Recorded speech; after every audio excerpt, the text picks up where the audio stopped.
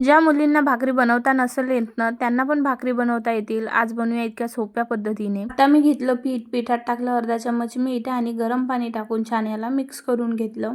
थोडं थोडं पाणी टाकून याला मिक्स करून घ्यायचं आणि पूर्ण नाही भिजवायचं, थोडं अर्ध भिजवायचं. आणि असं झालं का याला असं साईडला लावून घ्यायचं. याने पीठ थंड होणार नाही आणि थोडा थोडा हुंडा घेऊन चुरून घ्यायचा. हुंडा मी चुरून घेतलेला आहे. आता या हुंड्याला लावूया पीठ आणि पोळपाटावर पीठ लावून घेऊया आणि हाताने याला थोडं मोठं करून घ्यायचं आणि मग हाताने अशी भाकर थापायची. तवा तपलेला आहे. आता तव्यावर टाकून देऊया भाकर आणि त्यावरून पाणी लावून घेऊया.